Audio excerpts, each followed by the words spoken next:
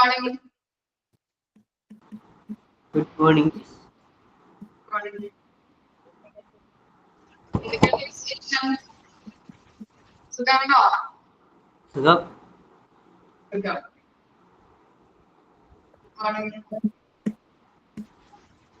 Tom നന്നായിട്ട് പാട്ട് പാടും. പാട്ടൊക്കെ പാടുന്നുണ്ടായിരുന്നല്ലോ. അയ്യോ, അത് ടീച്ചർ കേട്ടോ? ഓക്കെ. അപ്പൊ ഏത് ചാപ്റ്റർ എടുത്തോണ്ടിരിക്കുന്നത്? തുടങ്ങി വെച്ചത് ഏതായിരുന്നു? Material management. മെറ്റീരിയൽസ് മാനേജ്മെന്റ് അല്ലേ? മെറ്റീരിയൽസ് മാനേജ്മെന്റ് എന്ന് പറഞ്ഞാൽ എന്താ ഓർമ്മയുണ്ടോ? അതിനകത്ത് ഫങ്ഷൻസ് ഓഫ് മെറ്റീരിയൽ മാനേജ്മെന്റ് കഴിഞ്ഞു. Different type of material management in hospital. അവിടെ വരല്ലേ എടുത്തത്?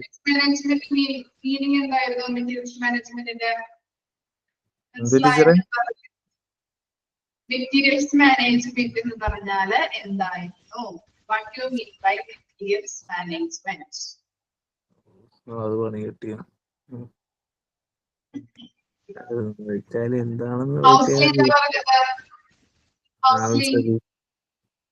ഡെഫിനിഷൻ പറഞ്ഞതൊക്കെ ഓർമ്മയുണ്ടോ? പിന്നെ the supervising and controlling of goods, services and equipment from acquisition and to disposition.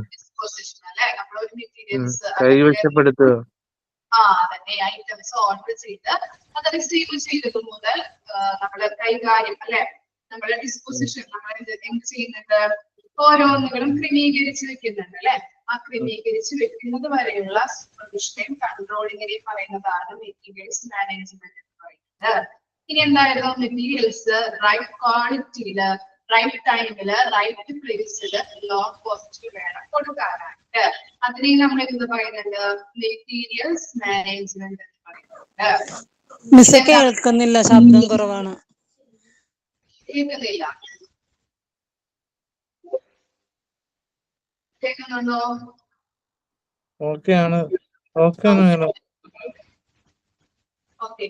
ഇനി മെറ്റീരിയൽസ് മാനേജ്മെന്റിനെ പറയുന്ന വേറൊരു പേരെന്താണ്? Another name?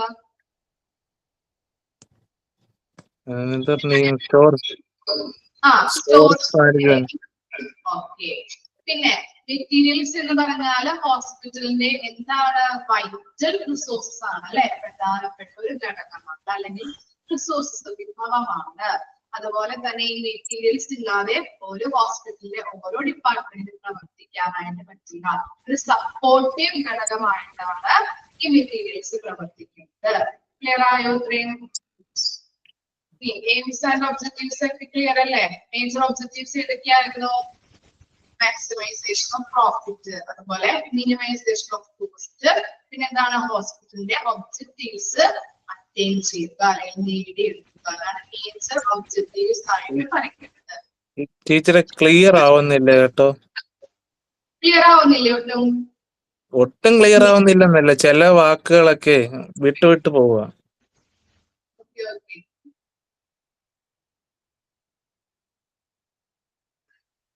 ഇല്ലല്ലേ? 1 മിനിറ്റ് കേട്ടോ. 1 മിനിറ്റ്.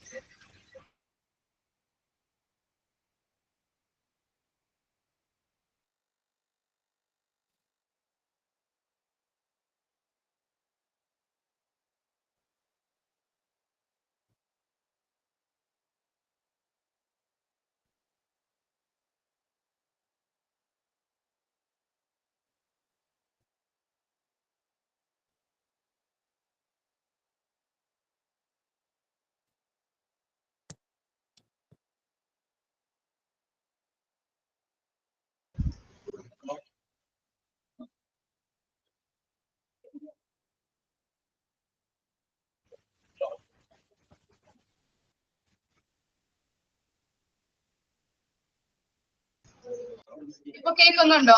ക്ലിയർ ആണോ? ഓക്കെ ആണ് ടീച്ചർ.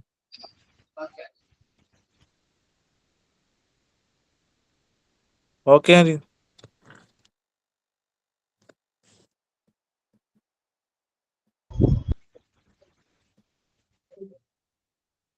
ഓക്കെ.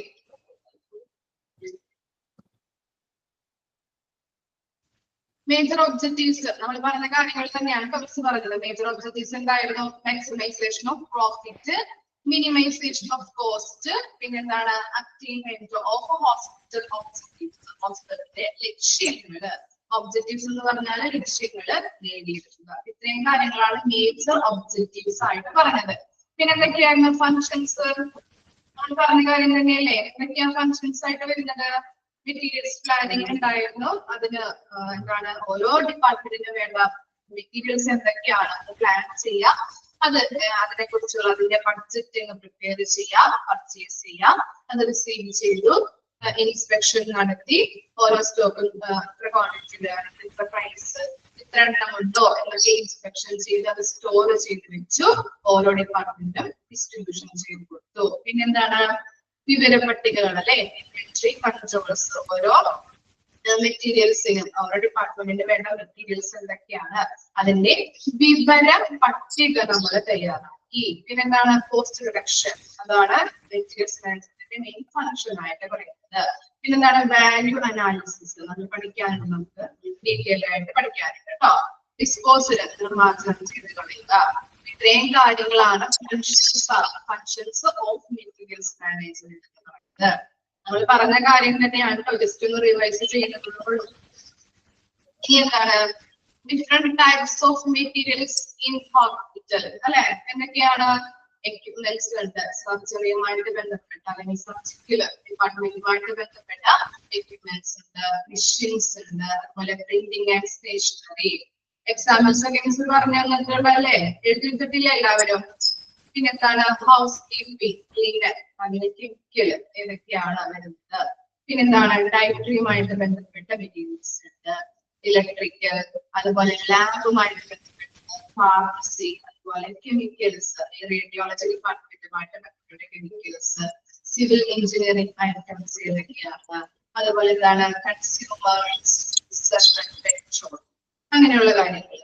ഓട്ടോക്ലേവ്, നമുക്കറിയാം സ്റ്റീം സ്റ്റെറിലൈസേഷൻ ഉപയോഗിക്കുന്ന ഓപ്ഷനാണ് ഓട്ടോക്ലേവ് എന്ന് പറഞ്ഞാൽ. അപ്പൊ ആ ഓട്ടോക്ലേവ് ഒക്കെ നല്ല രീതിയിൽ പ്രവർത്തിക്കുന്നതിന് വേണ്ടിയിട്ടുള്ള പെട്രോള്, അതുപോലെ തന്നെ ഡീസൽ, അങ്ങനെയുള്ള കാര്യങ്ങളാണ് കൺസ്യൂമബിൾ ഗുഡ്സ് ആയിട്ട് വരുന്നത്. ഓക്കെ, ഇത്രയും വരെയല്ലേ അന്നെടുത്തിട്ടുള്ളത്. ഇനി നെക്സ്റ്റ് IMM അല്ലെ തുടങ്ങേണ്ടത് നോക്കി.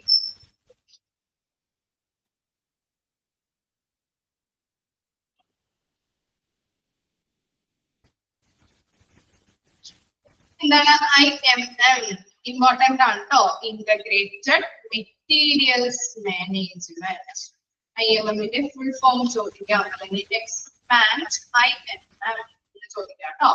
എന്താണ് integrated materials management. Okay, IMM is a close coordination of all departments which are related with utilization of materials. IMM എന്ന് പറഞ്ഞാല് ഇന്റഗ്രേറ്റഡ് മെറ്റീരിയൽസ് മാനേജ്മെന്റ് ആണ്. അതെന്ന് പറഞ്ഞാൽ എന്താണ്? അതിന്റെ ഉള്ളടക്കം അല്ലെങ്കിൽ ആ ടീച്ചിങ് എന്താണ്?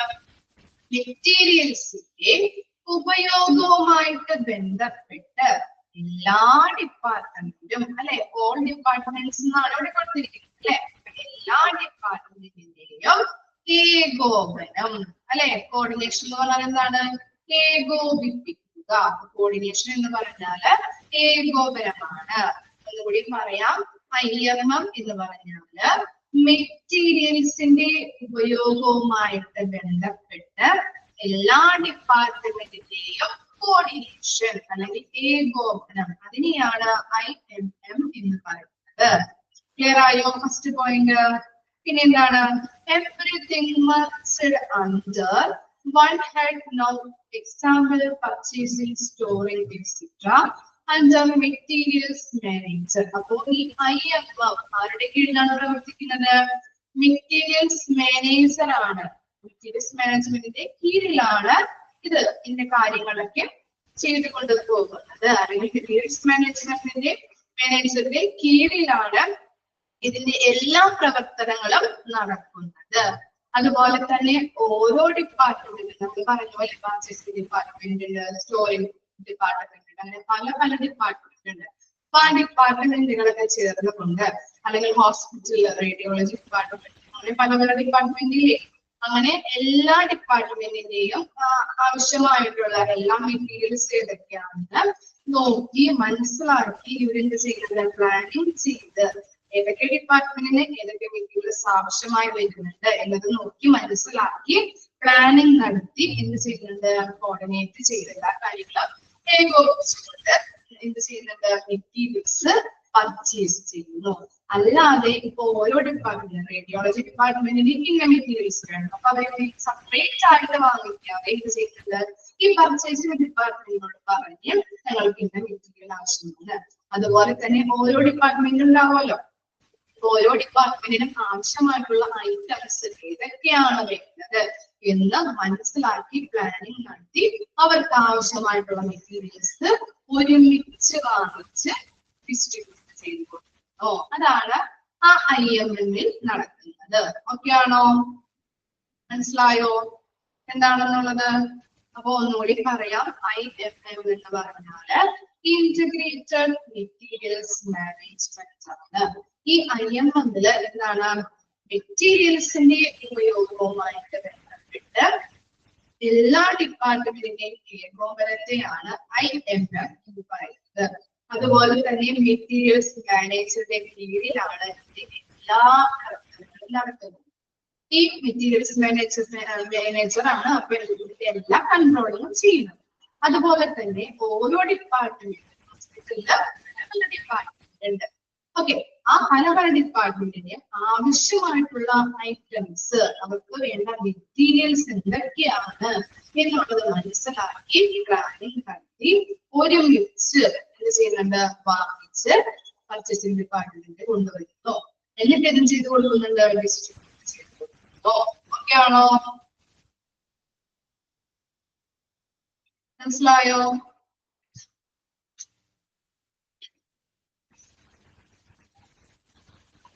ക്ലിയർ ആയില്ലേ? ഡൗട്ട് ഉണ്ടോ? ഇനി പറയണോ മിസ്? ഓക്കെയാണ്. ഇനി നോക്കിയേ അഡ്വാൻറ്റേജസ് ഓഫ് IMM. എന്താണ്? Better accountability or responsibility. Responsibility എന്ന് പറഞ്ഞാൽ എന്താണ്? റെസ്പോൺസിബിലിറ്റി? ഉത്തരവാദിത്വം അല്ലെ? ഉത്തരവാദിത്വം. അപ്പോ IMM-ന്റെ ഉത്തരവാദിത്വം എന്താണ്? നമ്മൾ പറഞ്ഞു ഓരോ ഡിപ്പാർട്ട്മെന്റിനും ആവശ്യമായ സാധനങ്ങൾ നമുക്ക് എന്തൊക്കെയാണ് വേണ്ടത് എന്നതിനനുസരിച്ച് കൃത്യമായിട്ടുള്ളൊരു പ്ലാനിങ് നടത്തി കൃത്യമായിട്ട് അത് എത്തിച്ചു കൊടുക്കുന്നു. അതാണ് ആരുടെ റെസ്പോൺസിബിലിറ്റി ആയിട്ട് പറയുന്നത്? IMM-ന്റെ റെസ്പോൺസിബിലിറ്റി. ഓക്കെ, മനസ്സിലായോ? ബെറ്റർ റെസ്പോൺസിബിലിറ്റി അല്ലെങ്കിൽ ബെറ്റർ അക്കൗണ്ടബിലിറ്റി എന്ന പോയിന്റ് ക്ലിയർ ആയോ? എന്താ പറഞ്ഞത്? ഓരോ ഡിപ്പാർട്ട്മെന്റിന്റെയും എന്തൊക്കെ സാധനങ്ങളാണ് അവർക്ക് ആവശ്യമായിട്ട് വരുന്നത് അത് നോക്കി മനസ്സിലാക്കി കൃത്യമായിട്ടുള്ള പ്ലാനിങ് നടത്തി അവർക്ക് എത്തിച്ചു കൊടുക്കുന്നു. അതാണ് ഫസ്റ്റ് പോയിന്റ്. പിന്നെ എന്താണ്? Coordination of activities in department. നമ്മൾ പറഞ്ഞു അല്ലെ, എന്താണ്? ഓരോ ഡിപ്പാർട്ട്മെന്റും സെപ്പറേറ്റ് ആയിട്ട് വാങ്ങിക്കാതെ അവർക്ക് എന്തൊക്കെയാണ് വേണ്ടത് എന്ന ആവശ്യം നമ്മൾ എന്ത് ചെയ്യുന്നത് പർച്ചേസിംഗ് ഡിപ്പാർട്ട്മെന്റിനോട് അറിയുന്നുണ്ട് അല്ലെ. അവർക്ക് ആവശ്യമായിട്ടുള്ള സാധനങ്ങൾ പർച്ചേസ് ചെയ്യുക. എങ്ങനെയാണ് ചെയ്യുന്നത്? കൃത്യമായിട്ടുള്ള കാര്യങ്ങൾ അവര് ഓരോ ഡിപ്പാർട്ട്മെന്റും പറഞ്ഞു കൊടുക്കുന്നുണ്ട്. എങ്ങനെ സാധനങ്ങൾ ആവശ്യമാണ്. അപ്പൊ എന്ത് ചെയ്യും? ഈ പർച്ചേസിംഗ് ഡിപ്പാർട്ട്മെന്റ് കൃത്യമായിട്ട് പ്ലാനിങ് ചെയ്ത് പർച്ചേസ് ചെയ്ത് സ്റ്റോർ ചെയ്ത് ഡിസ്ട്രിബ്യൂട്ട് ചെയ്ത് കൊടുക്കുന്നു. അതാണ് കോർഡിനേഷൻ. എല്ലാ ഡിപ്പാർട്ട്മെന്റിന്റെയും ഏകോപനം. പഠിച്ചില്ലേ നമ്മള്? അതാണ് coordination of activities in department. Okay ആണോ? ഇനി എന്താണ്? ബെറ്റർ പെർഫോമൻസ് അല്ലെ. അവരെന്ത് ചെയ്ത് കൊടുക്കുന്നുണ്ട്? കൃത്യമായിട്ടുള്ള ക്വാണ്ടിറ്റിയില്, കൃത്യമായിട്ടുള്ള പ്രൈസില്, കൃത്യമായിട്ടുള്ള പിന്നെന്താ ടൈമില് എന്ത് ചെയ്ത് കൊടുക്കുന്നുണ്ട്? ഓരോ ഡിപ്പാർട്ട്മെന്റിനും അവർക്ക് ആവശ്യമായിട്ടുള്ള മെറ്റീരിയൽസ് വാങ്ങിക്കൊടുക്കുന്നു. അതാണ് ബെറ്റർ പെർഫോമൻസ് അല്ലെ. എന്താണ് പറയുന്നത്? ഓരോ ഡിപ്പാർട്ട്മെന്റിന്റെയും ആവശ്യമായിട്ടുള്ള ഐറ്റംസ് എന്തൊക്കെയാണെന്ന് മനസ്സിലാക്കി കൃത്യമായിട്ടുള്ള ടൈമില് കൃത്യമായിട്ടുള്ള ക്വാണ്ടിറ്റി കൃത്യമായിട്ടുള്ള പ്രൈസിൽ എത്തിച്ചു കൊടുക്കുന്നു. 3 കാര്യങ്ങൾ ക്ലിയർ ആയോ? അഡ്വാൻറ്റേജസ് ഓഫ് IMM 3 അഡ്വാൻറ്റേജസ് ആണ് ഇപ്പൊ പറഞ്ഞത് കേട്ടോ. ഏതൊക്കെയാണ് പറഞ്ഞത്? Better responsibility or accountability, coordination of activities in the departments, better performance. Doubt undo? 3 കാര്യങ്ങൾ പറഞ്ഞത്.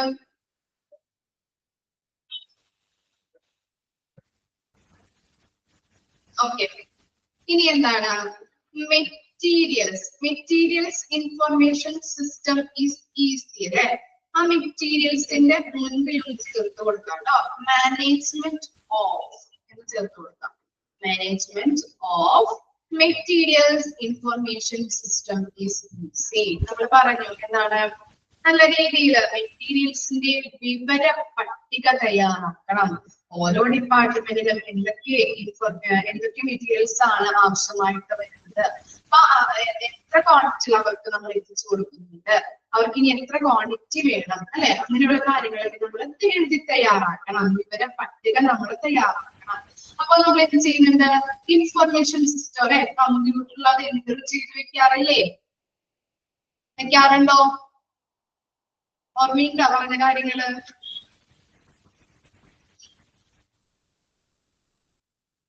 അങ്ങനെ നമ്മൾ എന്ത് ചെയ്തു വെക്കുന്നുണ്ട്? ഓരോ ഡിപ്പാർട്ട്മെന്റിന്റെയും ആവശ്യമായിട്ടുള്ള സാധനങ്ങള്, ഇൻഫർമേഷൻസുകൾ നമ്മൾ എന്ത് ചെയ്ത് വെക്കാറുണ്ട്? ഇൻഫർമേഷൻ സിസ്റ്റത്തില് എൻ്റർ ചെയ്ത് വെക്കും. അപ്പൊ നമുക്ക് മനസ്സിലാവും അല്ലെ എന്താണ് നമ്മുടെ കയ്യിൽ നിന്ന് ഇൻഫർമേഷൻസ് പോകില്ല. അതുപോലെ തന്നെ എന്താണ് അതിൽ നിന്ന് നോക്കിയിട്ടുണ്ടെങ്കിൽ നമുക്ക് എന്തൊക്കെ സാധനങ്ങളാണ് ആവശ്യമായിട്ട് വരുന്നത്, ഇനി എത്ര എണ്ണം വേണം, അങ്ങനെയുള്ള കാര്യങ്ങളൊക്കെ ആ ഇൻഫർമേഷൻ സിസ്റ്റത്തിൽ ഉണ്ടാവും. അപ്പൊ നമുക്ക് ഇൻഫർമേഷൻസ് പെട്ടെന്ന് നമുക്ക് കിട്ടാനായിട്ട് ഹെൽപ്പ് ചെയ്യുന്നുണ്ട്. ഇങ്ങനെ ഓരോ കാര്യങ്ങളും ഇൻഫർമേഷൻ സിസ്റ്റത്തിൽ ചെയ്തു വെക്കുന്നതിലൂടെ, എൻ്റർ ചെയ്ത് വെക്കുന്നതിലൂടെ ഓരോ ഡിപ്പാർട്ട്മെന്റിന്റെയും ഇൻഫർമേഷൻസ് പെട്ടെന്ന് കിട്ടാനായിട്ട് അല്ലെങ്കിൽ ഐഡന്റിഫൈ ചെയ്യാനായിട്ട് ഹെൽപ്പ് ചെയ്യുന്നു. അതാണ് management of materials information system is easy. Clear ആയോ? ഇനി എന്താണ്? Materials handling and transportation. നമ്മൾ പറഞ്ഞു ഓരോ ഡിപ്പാർട്ട്മെന്റിനും ആവശ്യമായിട്ടുള്ള സാധനങ്ങൾ എന്തൊക്കെയാണ് മനസ്സിലാക്കി പ്ലാൻ ചെയ്ത് അവർ എത്തിച്ചു കൊടുക്കുന്നു. അത് എത്തിച്ച് റിസീവ് ചെയ്തിട്ട് ഓരോ ഡിപ്പാർട്ട്മെന്റിനും ട്രാൻസ്പോർട്ടേഷൻ അല്ലെ ഡിസ്ട്രിബ്യൂഷൻ ചെയ്ത് കൊടുക്കുന്നു. ഓക്കെ ആണോ? ഇനി എന്താണ്? Stamp and surplus control and disposal. നമ്മൾ എന്താണ്? എക്സ്പയറി ആയിട്ടുള്ള മെറ്റീരിയൽസ് ഉണ്ടാവും അല്ലെ? എക്സ്പയറി ആയിട്ടുള്ള മെറ്റീരിയൽസ് ഏതൊക്കെയാണ് പറയാൻ പറ്റോ? എക്സ്പയറി ആയിട്ടുള്ളത് എക്സാമ്പിള്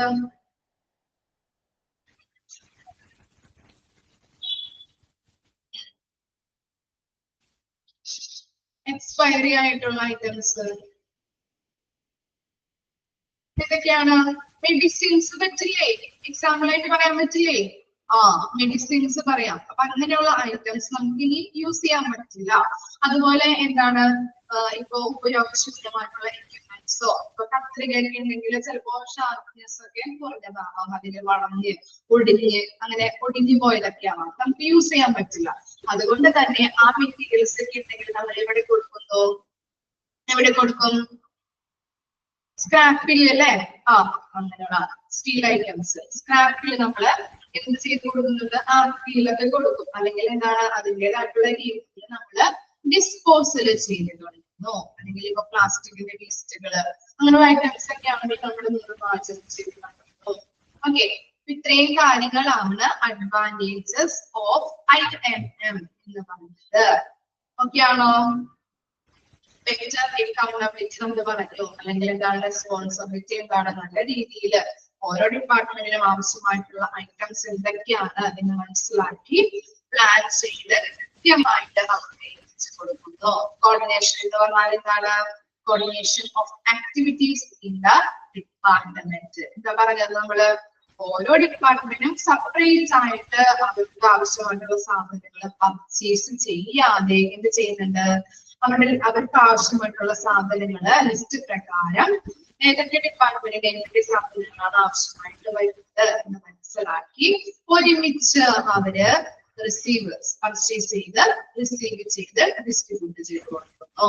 പിന്നെന്താണ് മിക്സഡ് പെർഫോമൻസ് അല്ലെ, കൃത്യമായിട്ടുള്ള കാര്യത്തില്, കൃത്യമായിട്ടുള്ള ക്വാണ്ടിറ്റിയില്, കൃത്യമായിട്ടുള്ള പ്രൈസിലാണ് ഓരോ ഡിപ്പാർട്ട്മെന്റും സാധനങ്ങൾ അവര് എത്തിച്ചു കൊടുക്കുന്നത്. പിന്നെന്താണ് management of materials information system easy. ഓരോ ഐറ്റംസിന്റെ വിവര പട്ടികകള് നമ്മുടെ ഇൻഫർമേഷൻ സിസ്റ്റത്തില് ചെയ്യണം. ഓക്കെ, പിന്നെന്താണ് മെറ്റീരിയൽസ് ഹാൻഡ്ലിംഗ് ആൻഡ് ട്രാൻസ്പോർട്ടേഷൻ. നമ്മൾ പറഞ്ഞ കാര്യം തന്നെയാണ്. മെറ്റീരിയൽസ് നമ്മള് ഓരോ ഡിപ്പാർട്ട്മെന്റിലും വേണ്ടതായിട്ടുള്ള ഐറ്റംസ് നമ്മള് പർച്ചേസ് ചെയ്ത് സ്റ്റോർ ചെയ്ത് ഓരോ ഡിപ്പാർട്ട്മെന്റിനും വേണ്ടപ്പോൾ നമ്മൾ ഡിസ്ട്രിബ്യൂട്ട് ചെയ്ത് കൊടുക്കുന്നു. ഓക്കെ ആണോ? പിന്നെന്താണ് strength and surplus control and disposal. എന്താണ് എക്സ്പയറി ആയിട്ടുള്ള ഐറ്റംസ് അല്ലെങ്കിൽ ഉപയോഗശൂന്യമായിട്ടുള്ള ഐറ്റംസ് ഉണ്ടാവും അല്ലെ, ആ ഐറ്റംസ് ഒക്കെ നമ്മള് അതിൻ്റെതായിട്ടുള്ള രീതിയിൽ ഡിസ്പോസൽ ചെയ്ത് കളയുന്നു. ഓക്കെ, മനസ്സിലായോ? Advantages and IMM. IMM എന്ന് പറഞ്ഞത് ക്ലിയർ ആണോ? ഓക്കെ, ഒന്ന് വായിച്ചു നോക്കിയേ. അതിന്റെ അഡ്വാൻറ്റേജും അതിന്റെ ഇന്റഗ്രേറ്റഡ് മെറ്റീരിയൽ മാനേജ്മെന്റ് എന്ന് പറഞ്ഞ ആ പാരഗ്രാഫ് ഒന്ന് വായിച്ചു നോക്കാം. ഒന്ന് വായിച്ചു നോക്കാം, നമുക്ക് എന്തെങ്കിലും ചോദിച്ചോളൂ.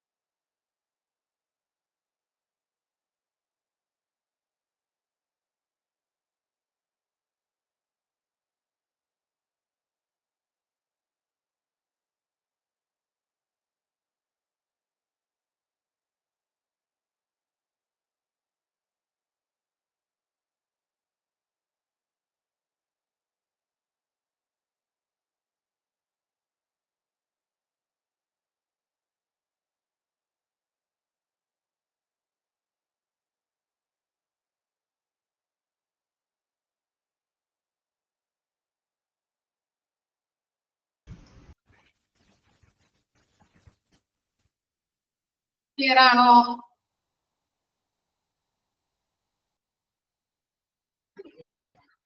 ഓക്കെയാണ്. ഇനി നെക്സ്റ്റ് ചെറിയ സെന്റൻസ് ഒന്ന് നോക്കിയേ. IMM does cost reduction technique such as value analysis, variety reduction, standardization, forecasting and market analysis. Cost reduction techniques ആണ് ഇവിടെ കൊടുത്തിരിക്കുന്നത്. എന്നാൽ ഇത് വരച്ച് മാർക്ക് ചെയ്ത് പഠിക്കുക, ഇമ്പോർട്ടന്റ് ആണ്. എന്തൊക്കെയാണ് കോസ്റ്റ് റിഡക്ഷൻ ടെക്നിക്സ് എന്ന് ചോദിക്കാം. എന്തൊക്കെയാണ്? വാല്യൂ അനാലിസിസ് അല്ലെ, മൂല്യ വിശകലനം. അതുപോലെ എന്താണ്? വെറൈറ്റി റിഡക്ഷൻ, വൈവിധ്യം കുറയ്ക്കുക. വൈവിധ്യം കുറയ്ക്കുക, അതൊരു ടെക്നിക്കാണ്. അതുപോലെ സ്റ്റാൻഡർഡൈസേഷൻ അല്ലെ, എന്താണ്? നമ്മളിപ്പോ ഒരു ഹോസ്പിറ്റലിലാണെങ്കിൽ എന്താണ്, നല്ലൊരു സ്റ്റാൻഡേർഡ് ആയിട്ടുള്ള എക്യുപ്മെന്റ് വാങ്ങി, അല്ലെങ്കിൽ ഇപ്പൊ ഒരു സെക്കൻഡ് ഹാൻഡ് എക്യുപ്മെന്റ് ആണ് വാങ്ങിക്കുന്നതെങ്കിൽ എന്താണ്, പെട്ടെന്ന് തന്നെ അതിന്റെ മെയിൻ്റനൻസ് വർക്ക് വരും, റിപ്പയർസ് വർക്ക് ഒക്കെ വരും അല്ലെ. അപ്പൊ അത് ചെയ്യാണ്ടിരിക്കാൻ വേണ്ടിയിട്ട്, അല്ലെങ്കിൽ അത് വരാതിരിക്കാൻ വേണ്ടിയിട്ടാണ് നമ്മൾ ഇത് വാങ്ങിക്കുന്നത്, സ്റ്റാൻഡേർഡ് ആയിട്ടുള്ള നല്ലൊരു ഗുണനിലവാരമുള്ള എക്യുപ്മെന്റ് വാങ്ങിക്കുന്നത്. അത് വാങ്ങിക്കുന്നത് കൊണ്ടുള്ള ഗുണങ്ങൾ എന്തൊക്കെയാവാം അറിയാൻ പറ്റുമോ? നല്ല ഗുണനിലവാരമുള്ള എക്യുപ്മെന്റ് അല്ലെങ്കിൽ ഒരു സ്കാനിങ് മെഷീൻ ഒക്കെ വാങ്ങിച്ചിട്ടുണ്ടെങ്കിൽ എന്തായിരിക്കാം അതിന്റെ അഡ്വാൻറ്റേജസ് ആയിട്ട് വരുന്നത്? ഗുണങ്ങള്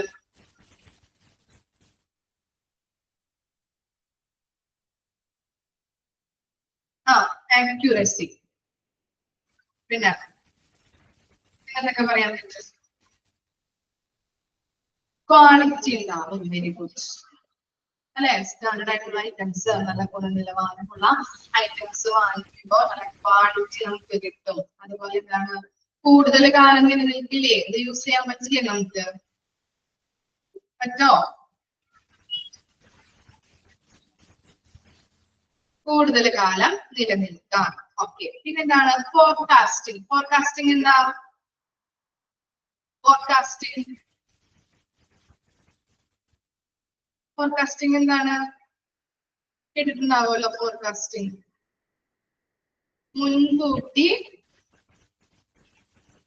മുൻകൂട്ടി കാണുക. അപ്പൊ നമ്മൾ എന്ത്, ഫോർ എക്സാമ്പിൾ പറയാന്നുണ്ടെങ്കിൽ സ്വർണ്ണം എടുക്കാം. സ്വർണത്തിന് ഇപ്പൊ എന്താ, നല്ല വിലയാണ് അല്ലെ, വില കൂടും. അപ്പൊ വില കുറയുന്ന ടൈമിൽ നമ്മൾ എന്ത് ചെയ്യും? സ്വർണം പെട്ടെന്ന് വാങ്ങിച്ചു വെക്കും. ഭാവിയില് എന്താണ്, മുൻകൂട്ടി നമ്മൾ കാണുകയാണ് ഭാവിയില് സ്വർണത്തിന് വില കൂടാൻ സാധ്യതയുണ്ട്, അതുകൊണ്ട് നമ്മളിപ്പോ വാങ്ങിച്ചു വെക്കുന്നു. അതാണ് ഫോർകാസ്റ്റിംഗ്, മുൻകൂട്ടി കാണുക. ഇനി എന്താണ് മാർക്കറ്റ് അനാലിസിസ് അല്ലെ, വിപണി വിശകലനം ചെയ്യല്. നമ്മൾ മാർക്കറ്റിംഗ് പഠിച്ചില്ലേ? മാർക്കറ്റില് നമ്മൾ എന്ത് ചെയ്യുന്നുണ്ട്? അനാലിസിസ് അല്ലെ, വിശകലനം ചെയ്യുന്നുണ്ട്. മാർക്കറ്റ് അല്ലെങ്കിൽ വിപണി വിശകലനം ചെയ്യുന്നുണ്ട്.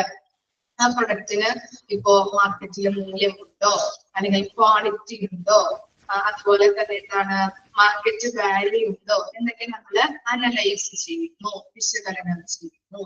അതാണ് വിപണി വിശകലനം എന്ന് പറയുന്നത്. അപ്പോ ഇവയെല്ലാം ആണ് ഇത് കോസ്റ്റ് റിഡക്ഷൻ ടെക്നിക്സ് ആയിട്ട് പറയുന്നത്. ഏതൊക്കെയാണ്? വാല്യൂ അനാലിസിസ് ഉണ്ട്, വെറൈറ്റി റിഡക്ഷൻ ഉണ്ട്, സ്റ്റാൻഡർഡൈസേഷൻ ഉണ്ട്, ഫോർകാസ്റ്റിംഗ് ആൻഡ് ലാസ്റ്റ് വൺ എന്താണ്? Market analysis. ഓക്കെ ആണോ? ജസ്റ്റ് ഒന്ന് ഓർത്ത് വെച്ചാൽ മതി കേട്ടോ. ഇനി നെക്സ്റ്റ് നോക്കി, വാല്യൂ അനാലിസിസ്, മൂല്യ വിശകലനം.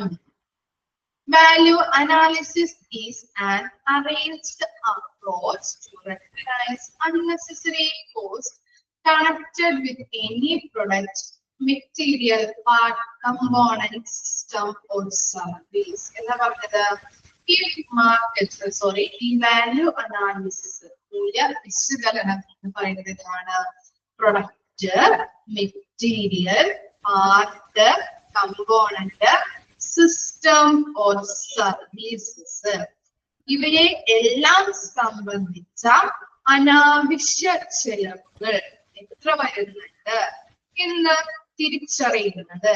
ഇവയെ എല്ലാം, പ്രൊഡക്റ്റ് ഉണ്ട്, മെറ്റീരിയൽ ഉണ്ട്, പാർട്ട് ഉണ്ട്, കമ്പോണന്റ് ഉണ്ട്, സിസ്റ്റം ഓർ സർവീസ് ഉണ്ട്, ഇവയെല്ലാം സംബന്ധിച്ച് എന്തൊക്കെയാണ് അല്ലെങ്കിൽ എത്രത്തോളം അനാവശ്യമായിട്ട് ചിലവുകൾ വരുന്നുണ്ട് എന്നുള്ളത് തിരിച്ചറിയുന്ന സംവിധാനമാണ് വാല്യൂ അനാലിസിസ് എന്ന് പറയുന്നത്. കിട്ടിയോ കൺസെപ്റ്റ്? എന്താ പറഞ്ഞത്? Product, material, part, component, system or services, ഇവയെല്ലാം സംബന്ധിച്ച് അനാവശ്യ ചിലവുകൾ എത്രത്തോളം വരുന്നുണ്ട് എന്ന് തിരിച്ചറിയുന്ന സംവിധാനത്തെയാണ് വാല്യൂ അനാലിസിസ് എന്ന് പറയുന്നത്. ഓക്കെ ആണോ? This process is necessary four cost reduction. Okay. Value relays on function as well as on the cost. എന്താ പറഞ്ഞത്? ഈ വാല്യൂ അനാലിസിസ് എന്ന് പറയുന്നത് ഒരു കോസ്റ്റ് റിഡക്ഷന്റെ ഒരു പ്രധാനപ്പെട്ട നെസസറി ആയിട്ടുള്ള ഒരു പ്രോസസ്സാണ്. അതുപോലെ തന്നെ എന്താണ്? Value relays on function as well as on the cost എന്ന് പറയുന്നത് ഈ കോസ്റ്റിനെയും അതുപോലെ തന്നെ ഈ വാല്യൂവിന്റെ ഫങ്ഷനെയും അതുപോലെ തന്നെ കോസ്റ്റിനെയും നമ്മൾക്കൊരു പ്രൊഡക്റ്റ് വാങ്ങിക്കുമ്പോൾ അതിന്റെ വാല്യൂ എന്ന് പറയുന്നത് എന്താണ്? അതിന്റെ ഫങ്ഷനെയും കോസ്റ്റിനെയും ആശ്രയിച്ചിരിക്കും. അങ്ങനെയല്ലേ നമ്മളിപ്പോ ഒരു പ്രൊഡക്റ്റ് വാങ്ങിക്കുമ്പോൾ, പേനയോ എന്തെങ്കിലും ഒരു പ്രൊഡക്റ്റ് വാങ്ങിക്കുമ്പോൾ എന്താണ് നമ്മൾ കൊടുക്കുന്ന അല്ലെങ്കിൽ അതിന്റെ മൂല്യം എന്ന് പറയുന്നത് എന്താണ്? അതിന്റെ ഫങ്ഷനെയും അതുപോലെ തന്നെ അതിന്റെ കോസ്റ്റിനെയും ആശ്രയിച്ചിരിക്കും. നമ്മൾ കൊടുക്കുന്ന പൈസക്ക് മൂല്യം അല്ലെ, നമ്മൾ അങ്ങനെയല്ലേ മൂല്യം കണക്കാക്കുന്നത്.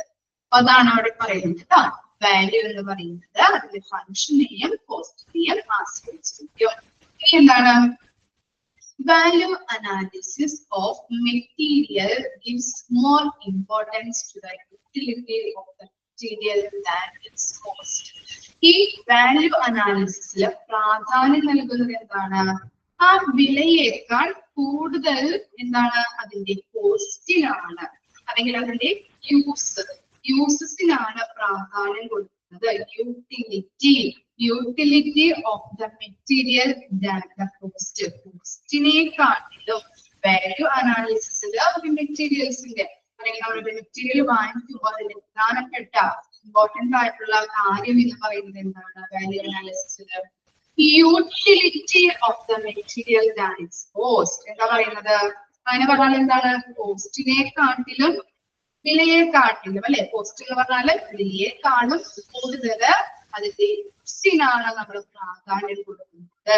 ഇപ്പൊ ഫോർ എക്സാമ്പിൾ പറയാന്നുണ്ടെങ്കിൽ ഐഫോൺ വാങ്ങിക്കാൻ പോകുന്നു, അല്ലെങ്കിൽ വാങ്ങിച്ചു. എന്തുകൊണ്ടാണ് നിങ്ങൾ ഐഫോൺ വാങ്ങിക്കുന്നത്? എന്തുകൊണ്ടാണ് നിങ്ങൾ അങ്ങനെ ഐഫോൺ വാങ്ങിക്കുന്നത്? വിലയൊന്നും നോക്കിയില്ല, വാങ്ങിച്ചു. എന്തുകൊണ്ടാണ്?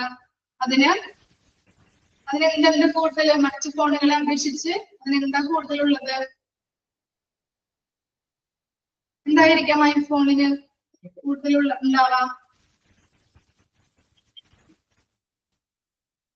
സ്റ്റൈല്, അതുപോലെ എന്താണ് വെറൈറ്റി ഓഫ് ഫങ്ഷൻസ് ഉണ്ടല്ലേ? ഉണ്ടാ മറ്റു ഫോണുകളെ അപേക്ഷിച്ച് എന്താണ് ഉണ്ടാ? സെക്യൂരിറ്റി, വാലിഡിറ്റി, കുറെ അധികം ഫങ്ഷൻസ് അതിനുണ്ട്. ക്യാമറ നല്ലതാണ് അല്ലെ മറ്റു ഫോണുകളെ അപേക്ഷിച്ച് വരുമ്പോ. അതുകൊണ്ടാണ് നിങ്ങൾ വില നോക്കാതെ അല്ലെ, കോസ്റ്റ് നോക്കാതെ നിങ്ങൾ അതിന് വാങ്ങിക്കുന്നത്, ആ പ്രൊഡക്റ്റ് വാങ്ങിക്കുന്നത്. അപ്പോ ഈ വാല്യൂ അനാലിസിസിൽ നമ്മൾ എന്താ പറയുന്നത്?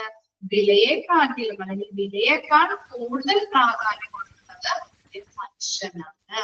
മനസ്സിലായില്ലേ? Okay. Value equal to function cost. Function cost. Value increases by increasing the function or decreasing the cost. വാല്യൂല് എന്താണ് പറയുന്നത്? Increasing the function. Increasing the function എന്ന് പറഞ്ഞാൽ എന്താണ്? ഫോർ എക്സാമ്പിൾ പറയുകയാണെന്നുണ്ടെങ്കിൽ ഐഫോൺ തന്നെ എടുക്കാം അല്ലെ. വാല്യൂ നമ്മള് മൂല്യത്തിന് നമ്മൾ പ്രാധാന്യം കൊടുക്കുമ്പോൾ അതിന് ഫങ്ഷനല്ലേ നമ്മൾ നോക്കുന്നത്? ആ ഐഫോണിന് എന്താ നോക്കുന്നത്? നമ്മുടെ വിലയെക്കാട്ടിൽ കൂടുതൽ നമ്മൾ എന്താ ചെക്ക് ചെയ്യുന്നത്? അവിടെ അതിന്റെ ക്യാമറ നല്ലതാണ്, അതുപോലെ അതിന്റെ കുറെ അധികം ഫങ്ഷൻസ് ഉണ്ട്. അതുകൊണ്ട് തന്നെ ആ ഫങ്ഷനാണ്, അല്ലെങ്കിൽ ഐഫോൺ നമ്മൾ വാങ്ങിക്കുമ്പോൾ, അല്ലെങ്കിൽ ആ പ്രൊഡക്റ്റ് വാങ്ങിക്കുമ്പോൾ അതിന്റെ ഫങ്ഷനാണ്, അല്ലെങ്കിൽ ഫങ്ഷൻ കൂടുതലുണ്ട്. മറ്റു ഫോണുകളെ അപേക്ഷിച്ച് നോക്കുമ്പോൾ എന്താണ്? ഫങ്ഷൻ അതിന് കൂടുതലുണ്ട്. അതുപോലെ തന്നെ എന്താണ് രണ്ടാമത്തെ ഒരു ഇത് നോക്കിയേ? For decreasing the cost. അതിലെന്താ വരുന്നത്? കോസ്റ്റ് ഡിക്രീസ് ചെയ്യുന്നത് അല്ലെ. നമ്മളിപ്പോ ഒരു എന്താണ് ഡിസ്കൗണ്ട് സെയിൽസിൽ നമ്മൾ എന്ത് ചെയ്യുന്നുണ്ട്? ടെക്സ്റ്റൈലിലൊക്കെ പോകുമ്പോൾ ഡിസ്കൗണ്ട് സെയിൽസ് കാണാറില്ലേ നമ്മള്?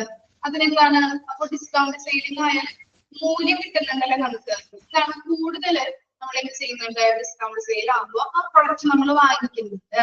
അപ്പൊ അവിടെ എന്താണ്? ആ പ്രൊഡക്റ്റിന്റെ മൂല്യം ഇൻക്രീസ് ആവുന്നുണ്ട്. അപ്പൊ രണ്ട് വിധത്തിലാണ് പ്രൊഡക്റ്റിന്റെ മൂല്യം ഇൻക്രീസ് ആവുന്നത്. ഒന്നെന്താണ്? ഫങ്ഷനായിട്ട് ബന്ധപ്പെട്ടത്. ഫങ്ഷനായിട്ട് ബന്ധപ്പെട്ടതിന്റെ കാര്യം മനസ്സിലായില്ലേ? ഐഫോണിന്റെ കാര്യം പറഞ്ഞത് ഓർമ്മയില്ലേ? ഫങ്ഷൻ ഇൻക്രീസ് ചെയ്യുമ്പോൾ ആ പ്രൊഡക്റ്റിന്റെ മൂല്യം ഇൻക്രീസ് ചെയ്യുന്നുണ്ട്. അതുപോലെ എന്താണ്? Decreasing the cost. നമ്മൾ ഡിസ്കൗണ്ട് സെയിൽസ് ഒക്കെ നടത്തുമ്പോൾ, ഫോർ എക്സാമ്പിൾ ആണ് പറയുന്നത്, ഡിസ്കൗണ്ട് സെയിൽസിലൊക്കെ എന്താണ്? അങ്ങനെ നമ്മൾ ഡിസ്കൗണ്ട് ആയിട്ട് കൂടുതൽ പ്രൊഡക്റ്റ് കിട്ടുന്നതിലൂടെ ആ പ്രൊഡക്റ്റിന്റെ മൂല്യം വർദ്ധിക്കുന്നു. ഓക്കെ ആണോ? രണ്ട് കാര്യങ്ങൾ മനസ്സിലായോ? ഓക്കെ, ഒന്ന് വായിച്ചു നോക്കിയേ വാല്യൂ അനാലിസിസ്.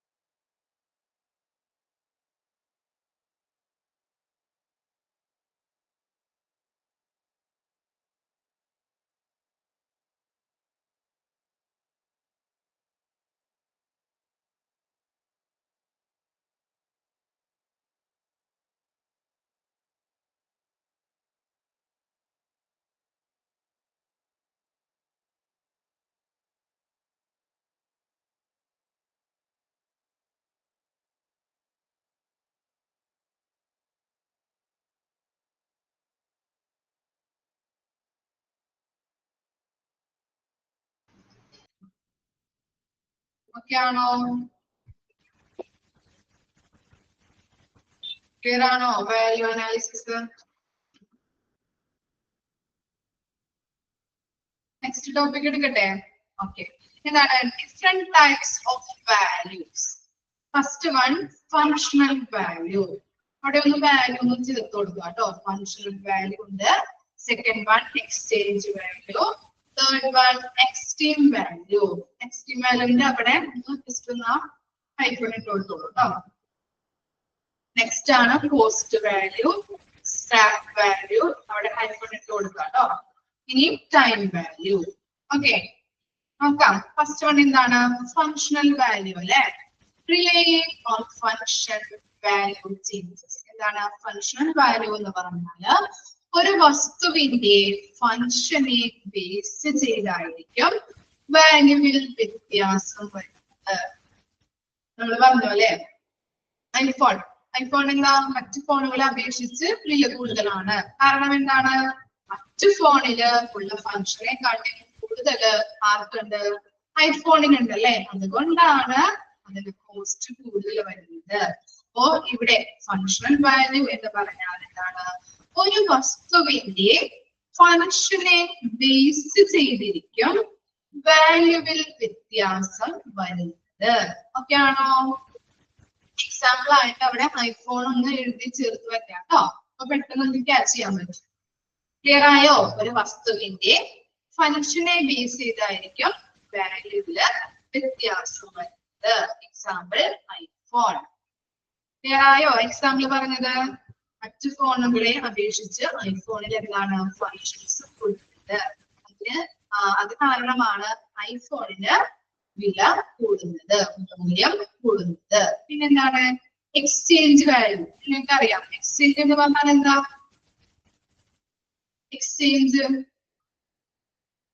കൈമാറുന്നത് അല്ലെ. Exchange give a thing that is old and buying a new one. Example TV, refrigerator. നമ്മൾ എന്ത് ചെയ്യുന്നുണ്ട്? പഴയത് കൊടുത്തിട്ട് പുതിയത് അല്ലെ, ഓൾഡ് കൊടുത്തിട്ട് പുതിയ ന്യൂ വൺ വാങ്ങിക്കുന്നു. പഴയ TV കൊടുത്ത് പുതിയ TV വാങ്ങിക്കുന്നു. ഓക്കെ, ഇനി എന്താണ് extreme value? Prestige having A thing എന്ന് പറയുന്നത് നമ്മുടെ ഒരു വസ്തു നമ്മുടെ കയ്യിലിരിക്കുമ്പോൾ അതിന്റെ അന്തസ്സ് എത്രത്തോളം ഉണ്ട്. നിങ്ങൾ കേട്ടിട്ടുണ്ടാവും മോഹവില കൊടുത്ത് വാങ്ങിക്കുന്നത്. കേട്ടിട്ടുണ്ടോ നിങ്ങള് മോഹവില കൊടുത്ത് വാങ്ങിക്കുക എന്നത്? ഇപ്പൊ എന്താ ഒരേ സീരിയൽ നമ്പറുള്ള കാർ വാങ്ങിക്കും. അതുപോലെ എന്താ ഫാൻസി നമ്പറുള്ള കാറുകൾ വാങ്ങിക്കുന്നത് കേട്ടിട്ടുണ്ടോ നിങ്ങള്? ലാൻഡ് മോഹവില കൊടുത്ത് വാങ്ങിക്കുക കേട്ടിട്ടുണ്ടോ? അതന്നെ. അപ്പൊ എന്താണ് ഫാൻസി നമ്പറുള്ള കാറുകൾ, ഒരുപോലുള്ള ഫാൻസി നമ്പർ, അതുപോലുള്ള മോഹവില കൊടുത്ത് വാങ്ങിക്കും. അതാണ് എക്സ്ട്രീം വാല്യൂ എന്ന് പറയുന്നത്. ഒരു വസ്തു നമ്മുടെ കയ്യിൽ ഇരിക്കുമ്പോൾ അതിന് എത്രത്തോളം പ്രസ്റ്റീജ് എന്ന് പറഞ്ഞാല് അന്തസ്സുണ്ട്. എന്താണ് cost value? As per monetary value. Monetary എന്ന് പറഞ്ഞാല് ധനപരമായ. കോസ്റ്റ് വാല്യൂ നമുക്കറിയാം. ഒരു വസ്തു അല്ലെങ്കിൽ ഒരു മറ്റ് കടയിൽ നിന്ന് വാങ്ങിക്കുമ്പോ നമ്മൾ കൊടുക്കുന്ന പൈസക്ക് ആ പ്രൊഡക്റ്റ് ഉണ്ടോ അല്ലെ എന്ന് നമ്മൾ നോക്കാറില്ലേ? നോക്കാറുണ്ടോ? ഒരു വസ്തുവിന്റെ എത്ര രൂപ ചിലവ് വരുന്നുണ്ട്, ഒരു വസ്തുവിന് എത്ര രൂപയാണ് ചിലവ് വരുന്നത് നമ്മൾ നോക്കാറുണ്ടോ? നമ്മൾ ഒരു 5 രൂപയുടെ ലെക്സിപ്പനെ വാങ്ങിക്കുന്നു. എന്താണ് അത് 5 രൂപയ്ക്കുണ്ടോ? നമ്മൾ കൊടുത്ത പൈസക്ക് ആ പ്രൊഡക്റ്റ് നമുക്ക് കിട്ടുന്നുണ്ടോ, അല്ലെങ്കിൽ അത്രയും ക്വാളിറ്റി ഉണ്ടോ നമ്മൾ നോക്കാറില്ലേ? അതാണ് കോസ്റ്റ് വാല്യൂ. ഇനി എന്താണ് scrap value? After the life time of the material. Scrap എന്താണ്? സ്ക്രാപ്പ് വാല്യൂ ഒരു വസ്തു ഉപയോഗശേഷം പിന്നീട് അത് ഉപയോഗിക്കാൻ പറ്റാതെയാവുന്നത് അല്ലെ. സ്ക്രാപ്പില് നമ്മള് ആക്രിയിലൊക്കെ കൊടുക്കാറില്ലേ? എന്ത് ചെയ്യുന്നുണ്ട്? നമുക്ക് ഉപയോഗിക്കാൻ പറ്റാത്ത ഐറ്റംസ് കൊണ്ടുപോയിട്ട് അവിടെ കൊടുക്കുമ്പോ അത് അവര് തൂക്കി അല്ലെങ്കിൽ അവര് നോക്കിയിട്ട് എന്ത് ചെയ്യുന്നുണ്ട്? അതിനുള്ള മൂല്യം നമുക്ക് തരുന്നുണ്ട് അല്ലെ. അതിൽ നിന്ന് പൈസ നമുക്ക് തരുന്നുണ്ട്. അതാണ് സ്ക്രാപ്പ് വാല്യൂ. മനസ്സിലായോ? സ്ക്രാപ്പ് വാല്യൂ ഓക്കെ ആണോ? ഇനി എന്താണ് ടൈം വാല്യൂ? ഹൗ ലോങ് പറയണോ? സ്ക്രാപ്പ് വാല്യൂ എന്ന് പറഞ്ഞാല് നമ്മളിപ്പോ ഉപയോഗിക്കാൻ പറ്റാത്ത ഐറ്റംസ് ഒക്കെ നമ്മൾ എന്ത് ചെയ്യുന്നുണ്ട്? തൂക്കി വിൽക്കാറുണ്ടോ നമ്മള്? അല്ലെങ്കിൽ ആക്രിയിലൊക്കെ കൊണ്ടുപോയിട്ട് കൊടുക്കാറുണ്ടോ? അതൊന്നും ഓർത്താൽ മതി. അപ്പൊ നമുക്ക് ആ കൺസെപ്റ്റ് കിട്ടും. ആ എന്ത് ചെയ്യുന്നുണ്ട്? അവരത് തൂക്കിയിട്ട് എത്ര കിലോ ഉണ്ട് നോക്കിയിട്ട് നമുക്ക് ആ പേപ്പർ ഒക്കെ ആണെങ്കിൽ നമ്മൾ കൊടുക്കാറില്ലേ ആക്രിയിൽ കൊണ്ടുപോയിട്ട്? പേപ്പർ എത്ര കിലോ ഉണ്ട് നോക്കിയിട്ട് നമുക്ക് എന്ത് ചെയ്യുന്നുണ്ട്? ആ കിലോ നമുക്ക് പൈസ തരുന്നുണ്ട്. ആ പേപ്പർ അവരെടുക്കും, എന്നിട്ട് നമുക്ക് അതിന് പൈസ നമുക്ക് തരാറില്ലേ? ആ മൂല്യം, ആ പൈസയാണ് നമ്മൾ പറയുന്നത് സ്ക്രാപ്പ് വാല്യൂ. ഓക്കെ ആണോ? കിട്ടിയോ?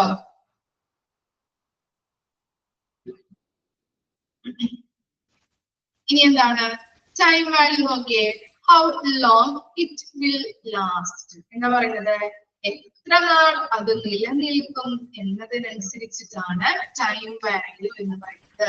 ഹോസ്പിറ്റലൊക്കെ ആണെങ്കിൽ മെഡിസിൻസ് എടുക്കാം. എക്സാമ്പിൾ, മെഡിസിൻസ് നമ്മൾ സ്റ്റോർ ചെയ്ത് വെക്കുമ്പോൾ അതിന്റെ എക്സ്പയറി ഡേറ്റ് കഴിഞ്ഞിട്ടില്ല യൂസ് ചെയ്യാൻ പറ്റുന്നത് അല്ലെ?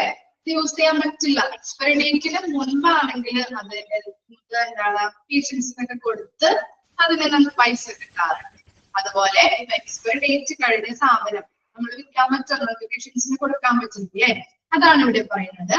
ആ പൈസ അല്ലെങ്കിൽ ആ മെറ്റീരിയൽ എത്ര നാൾ നിലനിൽക്കും എന്നതിനനുസരിച്ചിട്ടാണ് അതിന്റെ വാല്യൂ എന്ന് പറയുന്നത്. ഓക്കെ ആണോ? മനസ്സിലായോ? എക്സാമ്പിൾ പറഞ്ഞത് മനസ്സിലായോ? മെഡിസിന്റെ എക്സാമ്പിൾ. ഇത്രയും കാര്യങ്ങളാണ് ഡിഫറെന്റ് ടൈപ്സ് ഓഫ് വാല്യൂസിൽ വരുന്നത്. ഫസ്റ്റ് വൺ പറഞ്ഞത് functional value, exchange value, extreme value, cost value, scrap value, time value. Functional value എന്ന് പറഞ്ഞത് എന്താണ്? ഒരു വസ്തുവിന്റെ ഫങ്ഷൻ ബേസ് ചെയ്തിരിക്കും അതിന്റെ വാല്യൂന്റെ വ്യത്യാസം വരുന്നത്. എക്സ്ചേഞ്ച് വാല്യൂ എന്ന് പറഞ്ഞാല് പഴയത് കൊടുത്തിട്ട് പുതിയത് വാങ്ങുന്നു. ഇനി എന്താണ് എക്സ്ട്രീം വാല്യൂ എന്ന് പറഞ്ഞാല് നമ്മൾ ഒരു വസ്തു നമ്മുടെ കയ്യിലിരിക്കുമ്പോൾ അതിന് എത്രത്തോളം അന്തസ് വരുന്നുണ്ട് അല്ലെങ്കിൽ അന്തസ് ഉണ്ട് എന്ന് നോക്കുന്നതാണ് എന്ന് പറയുന്നത് എക്സ്ട്രീം വാല്യൂ എന്ന് പറയുന്നത്. കോസ്റ്റ് വാല്യൂ എന്ന് പറഞ്ഞാൽ എന്താണ്? ഒരു വസ്തുവിന് എത്ര രൂപ വരുന്നുണ്ട്. നമ്മളിപ്പോ ഒരു കടയിൽ പോയിട്ട് ഒരു സാധനം വാങ്ങിക്കുന്നു, നമ്മൾ കൊടുത്ത പൈസക്ക് ആ കറക്റ്റ് ഉണ്ടോ എന്ന് നമ്മൾ നോക്കാറില്ലേ? ക്വാളിറ്റി ഉണ്ടോ നോക്കാറുണ്ടല്ലേ? അപ്പൊ അതിനെയാണ് നമ്മൾ കോസ്റ്റ് വാല്യൂ എന്ന് പറയുന്നത്. ഇനി എന്താണ് സ്ക്രാപ്പ് വാല്യൂ അല്ലെ? നമ്മുടെ ഉപയോഗശൂന്യമായിട്ടുള്ള ഐറ്റംസുകൾ നമ്മൾ ആക്രിയിൽ കൊണ്ടുപോയി കൊടുക്കാറുണ്ട്. അപ്പൊ അവരത് തൂക്കി നോക്കിയിട്ട് അതിനെ നമ്മൾക്ക് കോസ്റ്റ് അല്ലെങ്കിൽ എന്താണ് വില തരാറുണ്ട് അല്ലെ? അതിനെയാണ് സ്ക്രാപ്പ് വാല്യൂ എന്ന് പറയുന്നത്.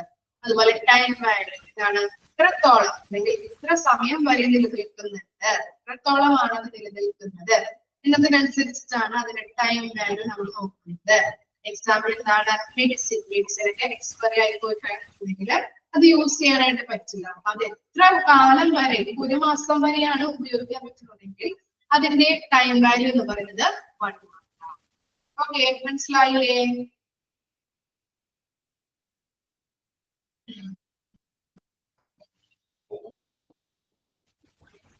ജസ്റ്റ് ഒന്ന് വായിച്ചു നോക്കിയേ. Different types of values just ഒന്ന് വായിച്ചു നോക്കും കേട്ടോ. ഡൗട്ട് ഉണ്ടെങ്കിൽ ചോദിച്ചോളൂ.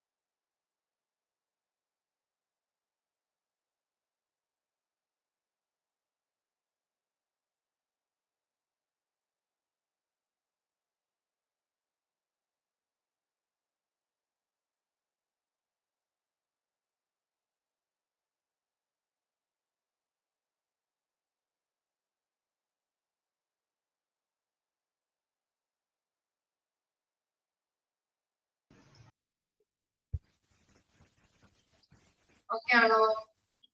Different types of values clear ആണോ? ഓക്കെ, ഇനി നെക്സ്റ്റ് ടോപ്പിക് നോക്കിയേ. Purpose or items in doing value analysis. First നോക്കാം, റിമൂവൽ ഓഫ് ആൻ ഐറ്റം.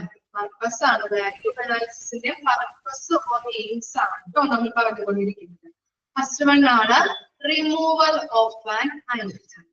എന്താണ് റിമൂവൽ എന്ന് പറഞ്ഞാൽ? എന്താണ് റിമൂവ് ചെയ്ത് കളയാതെ, എന്താണ് നീക്കിക്കളയുക അല്ലെങ്കിൽ റിമൂവ് ചെയ്യുക. എന്താണ് ഇതിന്റെ വസ്തുക്കളുടെ മൂല്യം മനസ്സിലാക്കി ആവശ്യമില്ലാത്തവ റിമൂവ് ചെയ്ത് കളയുന്നു. അതാണ് ഫസ്റ്റ് പർപ്പസ് അല്ലെങ്കിൽ എയിംസ് ആയിട്ട് പറയുന്നത്. വസ്തുക്കളുടെ മൂല്യം മനസ്സിലാക്കി ആവശ്യമില്ലാത്തവ റിമൂവ് ചെയ്ത് കളയുന്നു. ഫോർ എക്സാമ്പിൾ പറയാന്നുണ്ടെങ്കിൽ, ഇപ്പോ ടി വി ഏതാണ് നിങ്ങൾക്ക് ഇഷ്ടം? പുതിയ ടി വി ആണോ അല്ലെങ്കിൽ പഴയ കാലത്ത് ഉണ്ടായ ടി വി ആണോ നിങ്ങൾക്ക് ഇഷ്ടം?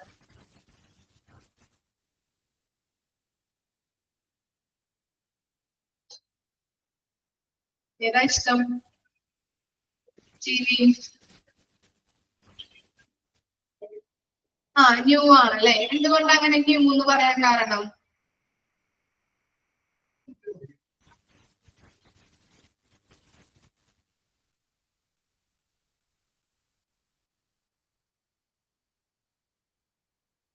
എന്തുകൊണ്ടാണ്? പുതിയ പുതിയ ഫംഗ്ഷനും കാര്യങ്ങളും അല്ലെ, എല്ലാ കാര്യങ്ങളും ഉണ്ട്. കാണാൻ നല്ലതാണ്. ഓക്കെ അല്ലെ, കുറെ ഓപ്ഷനുകളും കാര്യങ്ങളും ഉണ്ട്. Okay, very good. അപ്പൊ അതുകൊണ്ട് തന്നെ ഇപ്പൊ എല്ലാവരും യൂസ് ചെയ്യുന്നത് എന്താണ്?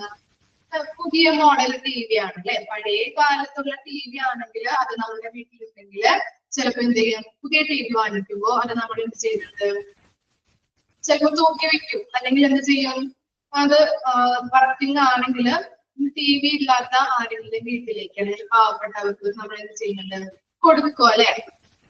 ഓക്കെ, അതുകൊണ്ടാണ് ഇവിടെ പറയുന്നത് എന്താണ്, ഇവിടെ വസ്തുക്കളുടെ മൂല്യം മനസ്സിലാക്കി ആവശ്യമില്ലാത്തവ റിമൂവ് ചെയ്ത് കളയുന്നു. അതാണ് ഫസ്റ്റ് പർപ്പസ് ആയിട്ട് പറയുന്നത്. ഫോർ എക്സാമ്പിൾ പറഞ്ഞത് മനസ്സിലായില്ലേ?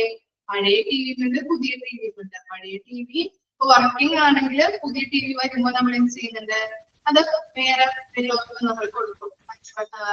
ചാരിറ്റി ആയിട്ടോ അല്ലെങ്കിൽ ഇപ്പോ എന്താ ടി വി ഇല്ലാത്ത ആളുകളുടെ വീട്ടിലേക്ക് കൊടുക്കും നമ്മൾ. അല്ലെങ്കിൽ നമ്മൾ എന്ത് ചെയ്യും, വർക്കിംഗ് അല്ലെങ്കിൽ എന്താണ് തൂക്കി വിൽക്കും അല്ലെ, സ്ക്രാപ്പിന് കൊടുക്കും. ഓക്കെ, മനസ്സിലായില്ലേ? Removal of an item. ഇനി എന്താണ്? Utilisation of standard components for cost reduction. എന്താണ് നമ്മൾ പറഞ്ഞു, സ്റ്റാൻഡേർഡ് ആയിട്ടുള്ള എന്താണ് കോസ്റ്റ് കുറയ്ക്കാൻ വേണ്ടിയിട്ട് സ്റ്റാൻഡേർഡ് ആയിട്ടുള്ള കമ്പോണന്റ് നല്ല രീതിയിലുള്ള സ്റ്റാൻഡേർഡ് ആയിട്ടുള്ള മിഷന്റെ ഉപയോഗം. ഹോസ്പിറ്റലാണെങ്കിൽ നല്ല രീതിയിൽ മിഷൻസ് ആവശ്യമാണ്. അതുകൊണ്ട് തന്നെ ഇപ്പോ സെക്കൻഡ് ഹാൻഡ് ആയിട്ടുള്ള മിഷൻസ് ഒക്കെ വാങ്ങിക്കുമ്പോൾ പെട്ടെന്ന് തന്നെ മെയിൻറ്റനൻസ് വർക്ക് വരും അല്ലെ, അറ്റകുറ്റപ്പണികൾ ഉണ്ടാവും. അതുപോലെ തന്നെ എന്താണ് റിപ്പയേഴ്സ്, അങ്ങനെയുള്ള കാര്യങ്ങളൊക്കെ ഉണ്ടാവും.